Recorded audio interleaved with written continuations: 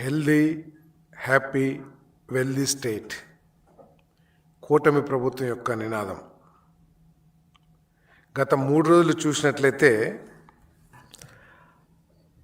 ఈ రాష్ట్రంలో గతంలో ఎన్నడూ లేని విధంగా గ్రామాన ప్రజలందరూ కూడా సంతోషంతో సంక్రాంతి సంబరాలని జరుపుకోవటం చాలా ఆనందాన్ని కలిగించిందని చెప్పేసి కూడా నేను ఈ సందర్భంగా తెలియజేస్తా ఉన్నా. నేను భవిష్యత్తులో ఈ రాష్ట్రం అభివృద్ధి చెందుతుంది.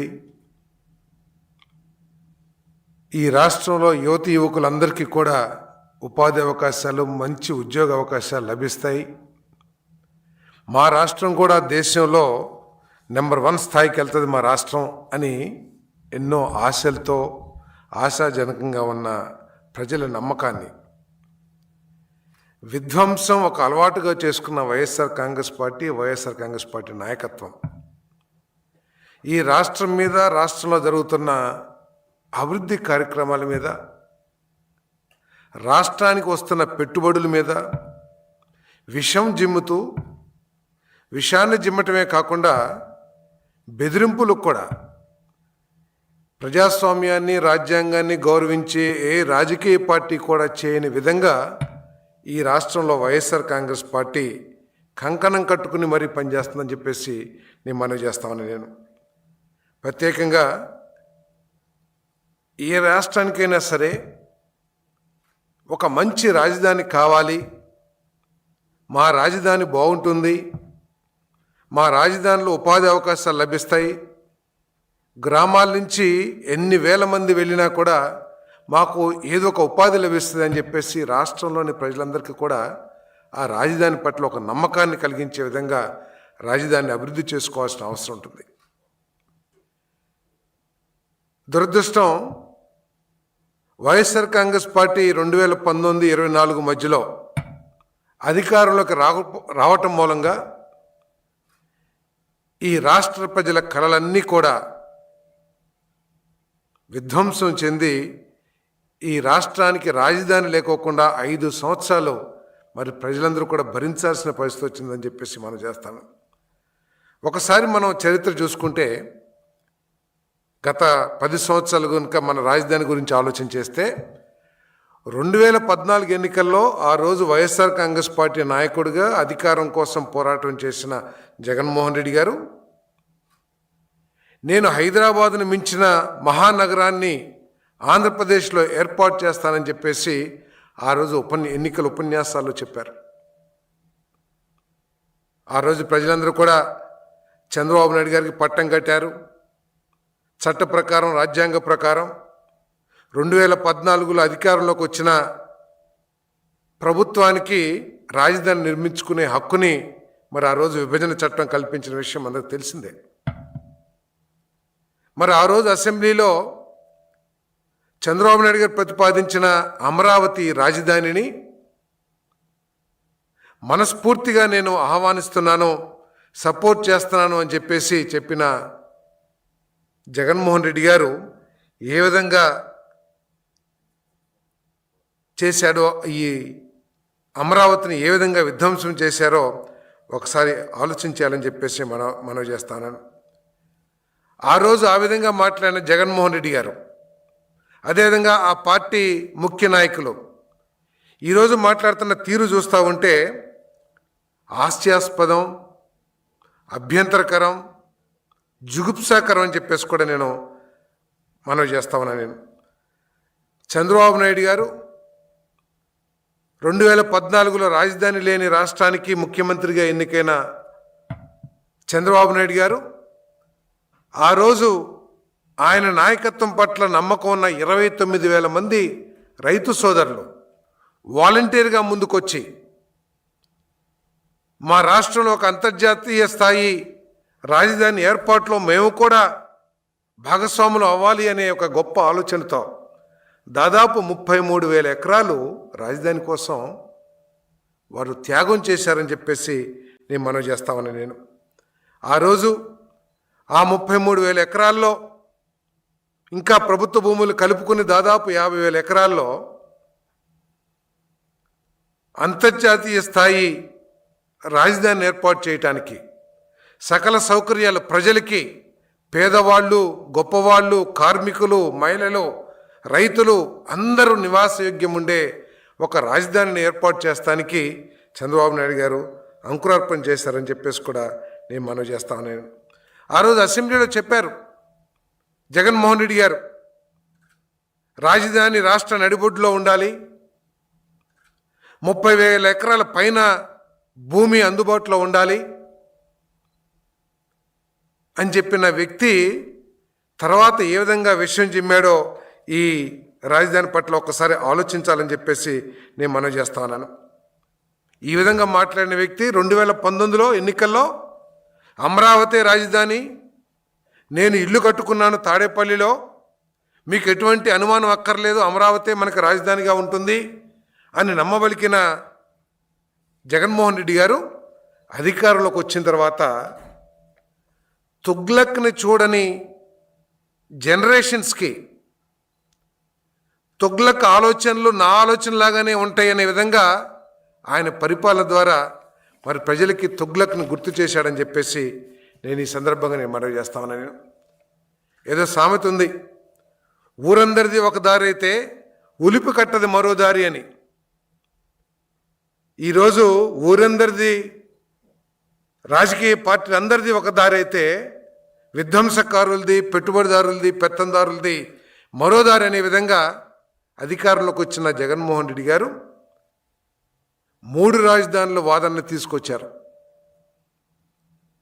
3 రాజధానుల వాదన తీసుకొచ్చిన జగన్మోహన్ రెడ్డి గారు 5 సంవత్సరాల కాలంలో కనీసం ఒక్క రాజధానికైనా సరే ఒక ప్రణాళికను కానీ, ఒక కార్యాచరణ కానీ ప్రకటించడం కానీ, ప్రారంభించడం కానీ చేశారా అని చెప్పేసి నేను ఈ సందర్భంగా మనం అడుగుతా ఉన్నా. నేను 3 రాజధానులు అని చెప్పేసి తన చేతకాని పరిపాలనని కప్పిపుచ్చుకోవటానికి ఎంతసేపు తన పత్రికల్ని, తన కార్యకర్తల్ని, పార్టీని వాడుకొని ప్రజల దృష్టి మరల్చడానికే ప్రయత్నం చేశారు తప్పితే ఎక్కడ కూడా మరి రాజధాని ఏర్పాటు చేస్తానికి ప్రయత్నం చేయలేదని చెప్పేసి మనం చేస్తాను.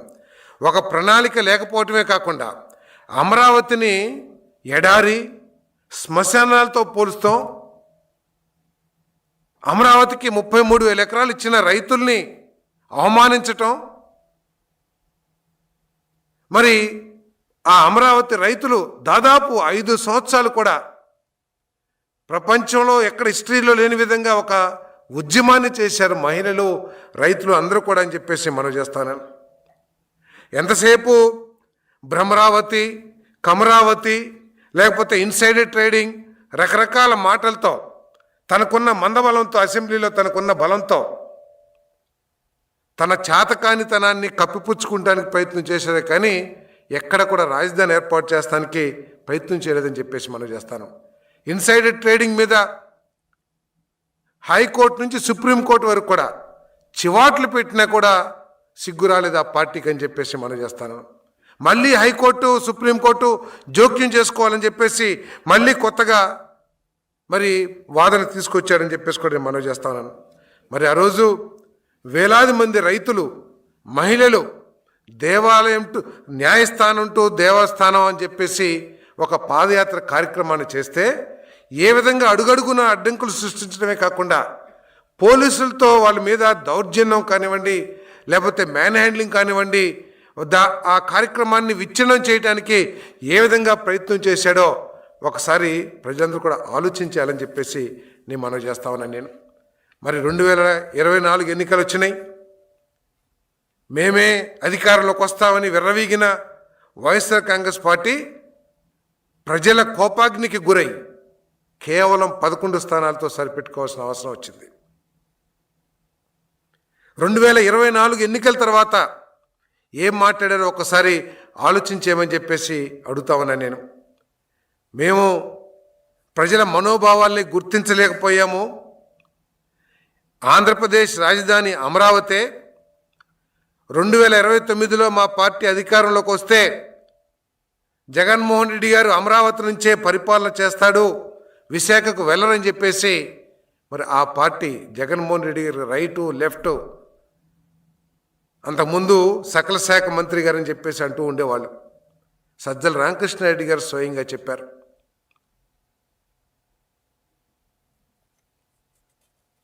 ఈరోజు ఆ విధంగా మాట్లాడిన వైఎస్ఆర్ కాంగ్రెస్ పార్టీ ఈరోజు ప్రజలందరూ కూడా ఆలోచించాల్సిన అవసరం ఉంది. ఈ రాష్ట్ర భవిష్యత్తు పట్ల, రాబోయే తరాల భవిష్యత్తు పట్ల మనందరం కూడా, ఈ తెలుగు ఏపీలోని ప్రజలందరూ కూడా ఆలోచించాల్సిన అవసరం ఉంది వైసీపీ చేస్తున్న క్షుద్ర రాజకీయాల పట్ల.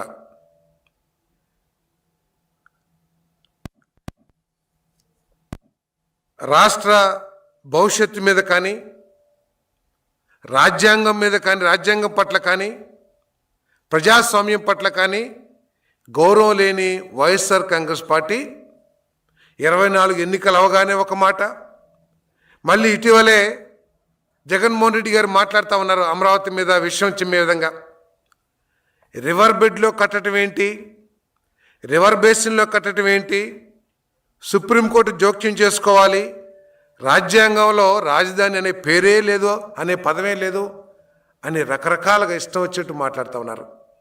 మరి ఆయన అవగాహన నుండి మాట్లాడుతున్నారో, అవగాహన లేకుండా మాట్లాడుతున్నారో, ఈ రాష్ట్రంలో ప్రముఖ నగర, దేశంలో, ప్రపంచంలో ప్రముఖ నగరాలన్నీ కూడా ఈ నది ఆయా దేశాల్లోని నదుల ఒడ్డు మీదే ఉందని చెప్పేసి మనం చేస్తా ఉన్నాం.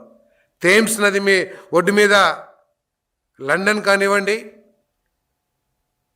పొటోమాక్ నది ఒడ్డున వాషింగ్టన్ డీసీ కానివ్వండి, నైల్ నది ఒడ్డున కానివ్వండి, ఇవన్నీ కూడా ప్రముఖ నగరాలన్నీ కూడా నది ఒడ్డు నుండి బ్రహ్మాండంగా అభివృద్ధి చెంది ఒక ఎకనామిక్ సెంటర్గా ఉన్న విషయం మరి జగన్మోహన్ రెడ్డి గారికి ఎంతసేపు స్వార్థమో, లేకపోతే ఆయన గురించి ఆలోచన తప్పితే, ఆయన పార్టీ గురించి ఆలోచన తప్పితే రాష్ట్ర గురించి ఆలోచించని జగన్మోహన్ రెడ్డి గారికి తెలియదేమో అని చెప్పేసి మనం చేస్తామని నేను 2014-19లో ఒక రకంగా, 2019-24లో మరో రకంగా, 2024 తర్వాత రకరకాలుగా మాట్లాడుతున్న జగన్మోహన్ రెడ్డి గారి మానసిక స్థితి పట్ల ఈ రాష్ట్ర ప్రజలకి అనుమానాలు తలెత్తుతున్నాయని చెప్పేసి కూడా నేను మనవి చేస్తా ఉన్నాను.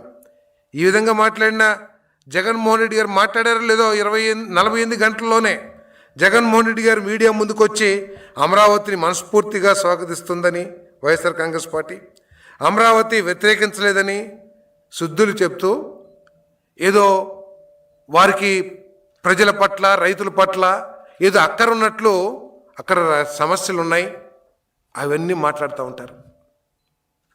నిజంగా మీకు ప్రజల మీద అక్కరున్నా, ప్రజల సమస్యల మీద మీకు ఏదన్నా బాధ్యత ఉన్నా, మీకు రాజ్యాంగం పట్ల గౌరవం ఉన్నా మీరు అసెంబ్లీకి రండి, అసెంబ్లీ వేదికగా ప్రశ్నించండి.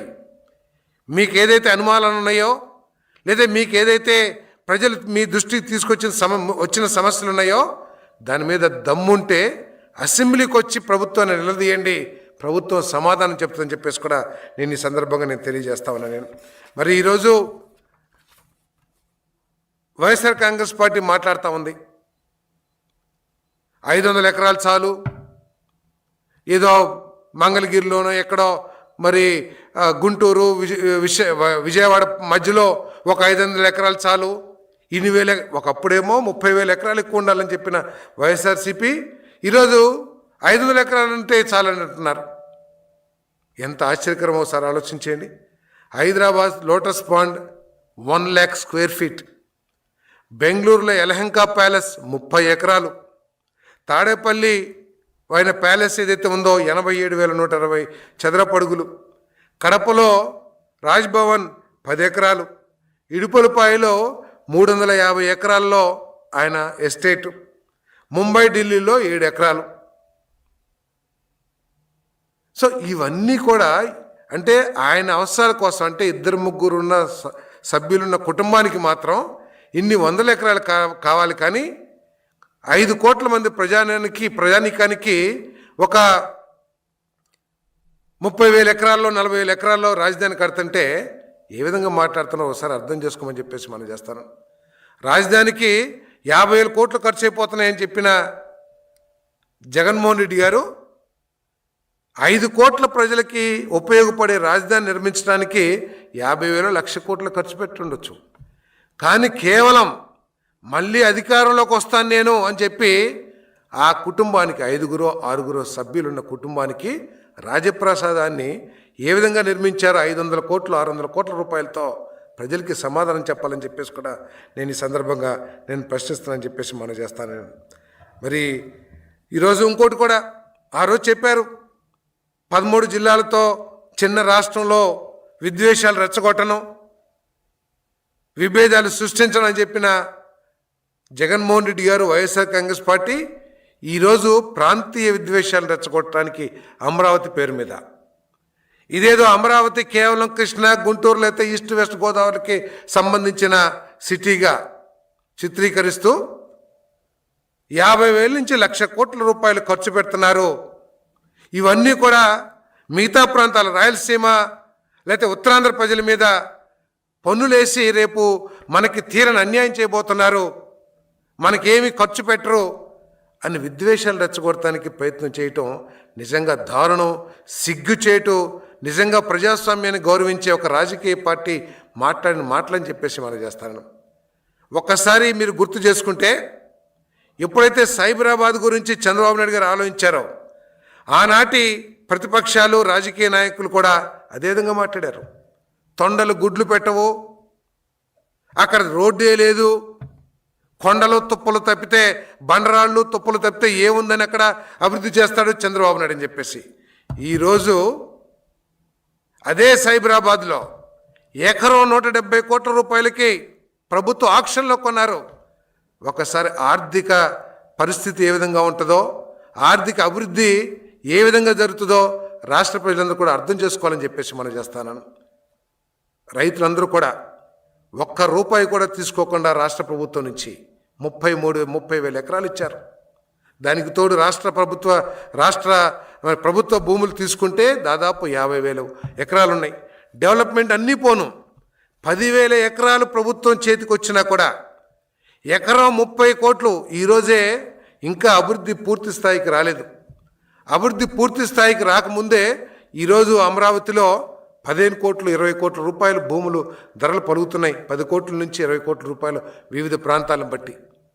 పూర్తి స్థాయి అంతర్జాతీయ స్థాయి ఎక్కడైతే అంతర్జాతీయంగా లేని సౌకర్యాలను కూడా ఏదైతే చంద్రబాబు నాయుడు గారు ప్లాన్ చేస్తూ ఉన్నారో, ఒక క్వాంటమ్ వ్యాలీని ఎక్కడైతే ప్లాన్ చేస్తూ ఉన్నారో, ఎక్కడైతే అంతర్జాతీయ విద్యా సంస్థలు తీసుకొచ్చి అభివృద్ధి చేస్తానికి ప్రయత్నం చేస్తున్నారో క్వాంటమ్ వ్యాలీ భవిష్యత్ అంతా కూడా ఏదైతే గతంలో చంద్రబాబు నాయుడు గారు సాఫ్ట్వేర్ ఐటీ పార్క్ అని చెప్పేసి మరి హైదరాబాద్లో ప్రారంభించిన చర్యల మూలంగా ఈరోజు 170 ఎకరాలు పలుకుతూ ఉంది. ప్రపంచం అంతా కూడా రాబోయే రోజుల్లో క్వాంటమ్ కంప్యూటర్ వెనకాల పడబోతూ ఉంది. ప్రపంచం అంతా కూడా కేవలం 4-5 దేశాల్లో క్వాంటమ్ కంప్యూటర్ ఉంటే 5వ దేశం భారతదేశం, అది కూడా ఆంధ్రప్రదేశ్ ప్రభుత్వ చర్యల మూలంగా అని చెప్పేసి మనం చేస్తాం. కేవలం 1-2 దేశాల్లో మాత్రమే క్వాంటమ్ కంప్యూటర్స్ తయారుగా అవుతూ ఉంటే 3వ దేశమో 4వ దేశమో భారతదేశం, అది కూడా అమరావతిలో క్వాంటమ్ కంప్యూటర్స్ తయారు చేయడానికి కావాల్సిన కాంపోనెంట్స్ తయారీదారులు కూడా ఆల్రెడీ గవర్నమెంట్తో ఒప్పందాలు చేసుకుంటున్నారు. క్యాబినెట్ అప్రూవల్స్ కూడా వచ్చినాయి. ఇవన్నీ వస్తే ఏ విధమైన ధరలు పలుకుతాయి అమరావతిలో, తద్వారా రాష్ట్ర ప్రభుత్వానికి కలిగి వచ్చే ఆదాయం ఏమిటి? 30 కోట్లు వేసుకున్న కనీసం ఈరోజు దాదాపు 100 కోట్ల రూపాయలు హైదరాబాద్లో పలుకుతుంది ధరలు. 10 సంవత్సరాల తర్వాత కానీ 15 సంవత్సరాల తర్వాత కానీ కనీసం 30-40 కోట్లు ఉన్నా కూడా 3-4 లక్షల కోట్ల రూపాయలు ఆస్తి, వెల్త్ ఈ రాష్ట్ర ప్రభుత్వం చేతిలో ఉంటుంది. తద్వారా బ్యాంకుల నుంచి రుణాలు తీసుకోవచ్చు, లేకపోతే తక్కువ రేటుకి, లేకపోతే కొన్ని భూములు ఏదైతే గతంలో నుంచి గత ప్రభుత్వాలు హైదరాబాద్లో సైబరాబాద్లో భూముల్ని ప్రైవేటు సంస్థలకు అమ్మి ఏ విధంగా అయితే మరి ఆదాయాన్ని పెంచుకొని మరి రాష్ట్రాన్ని అభివృద్ధి చేసుకున్నారో, అదేవిధంగా మనం రాయలసీమ మరి ఉత్తరాంధ్ర అన్ని ప్రాంతాలను కూడా అభివృద్ధి చేసుకునే అవకాశం ఉంటుందనే విషయాన్ని గమనించలేని జగన్మోహన్ రెడ్డి గారు, వైఎస్ఆర్ కాంగ్రెస్ పార్టీ ఈ విద్వేష రాజకీయాల్ని మానుకోవాలని చెప్పేసి కూడా నేను మనవి చేస్తా ఉన్నాను. ఈ రాష్ట్ర ప్రభుత్వం యొక్క లక్ష్యం ఒక్కటే, అన్ని ప్రాంతాలు కూడా ఈరోజు విశాఖపట్నం మీరేదో రాజధాని ఎకనామిక్ సెంటర్, ఎకనామిక్ రాజధాని అని చెప్పేసి ఓదరగొట్టారు తప్పితే ఒక్క చర్య కూడా తీసుకోవాలా మీరు విశాఖపట్నాన్ని అభివృద్ధి చేయడానికి. అది మొన్న ఎన్నికల్లో స్పష్టంగా ప్రజలు తీర్పునిచ్చారు. మీరంతా కూడా విశాఖపట్నాన్ని మోసం చేశారు. అబద్ధపు ప్రచారాలతో, అబద్ధపు మాటలతో మీరు విశాఖపట్నాన్ని దోచుకుంటానికే విశాఖపట్నాన్ని ఎకనామిక్ సెంటర్గా, ఎకనామిక్ రాజధానిగా అన్నారు తప్పితే అని చెప్పేసి ఏ విధమైన మరి ఎన్నికల్లో ప్రజలు చెప్పారో ఒకసారి ఆలోచించేయండి. కానీ ఈరోజు అమరావతి రాజధాని మరి ఏదైతే మీరు ఎకనామిక్ అన్నారో అది చేతల్లో చూపిస్తుంది ఈ కూటమి ప్రభుత్వం, చంద్రబాబు నాయుడు గారి నాయకత్వం అని చెప్పేసి మీ అందరికీ మనం చేస్తాను. నేను గూగుల్ కానివ్వండి, టీసీఎస్ కానివ్వండి, రిలయన్స్ కానివ్వండి, అనేక సంస్థలు ఆ విశాఖపట్నం, అనకాపల్లి ప్రాంతాల్లో కొన్ని లక్షల కోట్ల పెట్టుబడులు వచ్చిన మాట వాస్తవా కాదా? మీ ప్రభుత్వంలో ఒక్క 10,000 కోట్ల పెట్టుబడి అయినా సరే మీరు విశాఖపట్నం రీజియన్కి కానీ ఉత్తరాంధ్రకు కానీ తీసుకొచ్చారని చెప్పేసి నేను ప్రశ్నిస్తా ఉన్నాను. కాబట్టి ఈ విద్వేషాలు మాని, మీకేదైనా అవగాహన లేకపోతే కామ్గా కూర్చోండి. లేదు మీకు ఏదైనా అవగాహన ఉండి రాజధాని ఈ విధంగా ఉండాలని కానీ, లేదు మీ పార్టీ కార్యకర్తలు ఏదైనా అమరావతి గురించి ఏదైనా అభిప్రాయాలు తెలియజేస్తే మీరు రండి అసెంబ్లీకి. మీకు ప్రజాస్వామ్యం పట్ల, రాష్ట్ర భవిష్యత్తు పట్ల ఏ మాత్రం గౌరవం ఉన్నా కూడా మీరు ఈ అమరావతి మీద, ఈ రాష్ట్రంలో జరుగుతున్న అభివృద్ధి మీద విషం చిమ్మటం, కాలకోట విషయం అని చెప్పేసి మన పుస్తకాల్లో చదువుతూ ఉంటాం. తాచుపాము విషయం కంటే కూడా డేంజర్ అయిన విషయాన్ని ఈ రాష్ట్ర భవిష్యత్తు మీద వైఎస్ఆర్ కాంగ్రెస్ పార్టీ చిమ్ముతుందని చెప్పేసి నేను మనవి చేస్తా ఉన్నాను. దయచేసి ఇటువంటి అన్నీ మానుకోండి. ఈ రాష్ట్రాన్ని అన్ని విధాలు కూడా అభివృద్ధి చేయడానికి చంద్రబాబు నాయుడు గారి నాయకత్వంలో మరి కూటమి ప్రభుత్వం, అదేవిధంగా లోకేష్ గారు కానివ్వండి, మరి అదేవిధంగా పవన్ కళ్యాణ్ గారు కానివ్వండి, మరి అన్ని రంగాల్లో కూడా అభివృద్ధి చేయడానికి కృషి చేస్తున్న పార్టీని, మన ప్రభుత్వాన్ని ప్రజలందరూ కూడా గుర్తించాలి.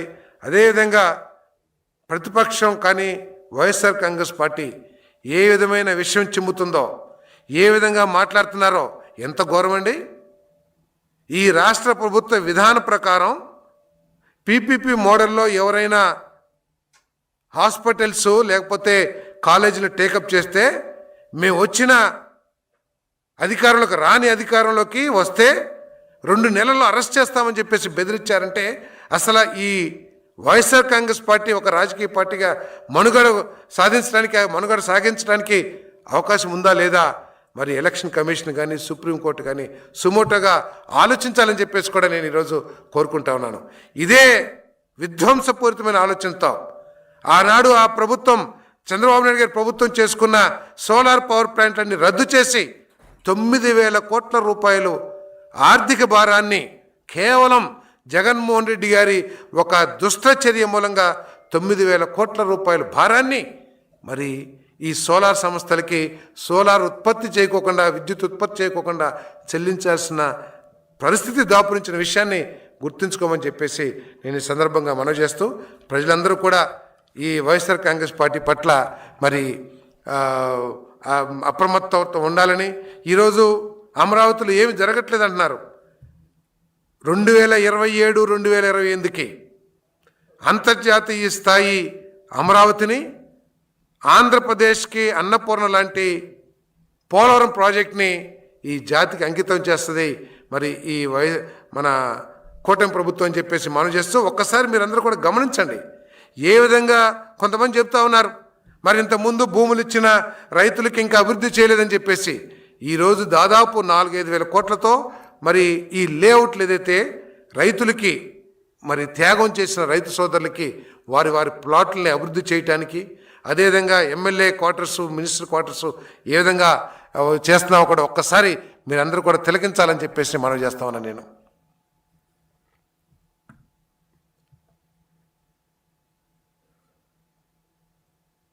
ఏ విధంగా అంతర్జాతీయ స్థాయిలో రహదారుల నిర్మాణం జరుగుతుందో ఒక్కసారి ఆలోచన చేయండి. ఏ విధంగా ఆఫీస్ బిల్డింగ్లు ఏదో హైదరాబాద్లో సెక్రటేరియట్లో ఉట్టి మినిస్టర్ పిఎల్కి క్యాబిన్లు ఉంటే ఈరోజు హెచ్ఓడీలు, అన్ని డిపార్ట్మెంట్ హెడ్స్ కూడా పరిపాలనా సౌలభ్యం కోసం ఏ విధంగా సెక్రటేరియట్ నిర్మితం అవుతుందో ఒకసారి ఆలోచన చేయండి.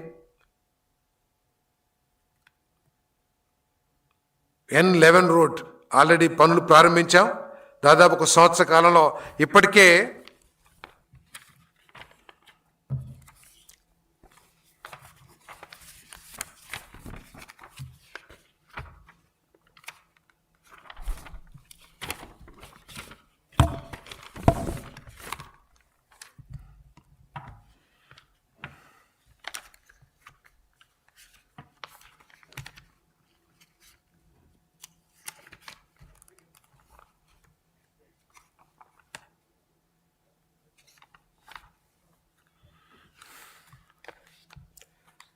ప్రపంచవ్యాప్తంగా రాష్ట్రాల్లో 10% గ్రీన్ కవర్ ఉంటే అమరావతిలో అంతర్జాతీయ స్పెసిఫికేషన్స్ మించి 30% గ్రీన్ కవరు, అదేవిధంగా 10% వాటర్ కవర్ కూడా ఇచ్చే విధంగా మరి అమరావతి డిజైన్ చేయబడిందని చెప్పేసి కూడా నేను ఈ సందర్భంగా తెలియజేస్తా ఉన్నాను. నేను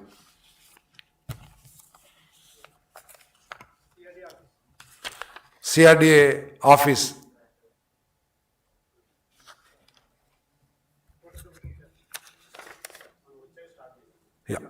ఈ 2024లో కూటమి ప్రభుత్వం వచ్చిన తర్వాత ప్రారంభించిన సిఐడి ఆఫీస్ ఓపెనింగ్ కూడా అయిపోయింది. ఏ విధంగా మరి నిర్మాణం జరిగిందో కూడా ఒకసారి ఆలోచించమని చెప్పేసి మనం చేస్తాను. నేను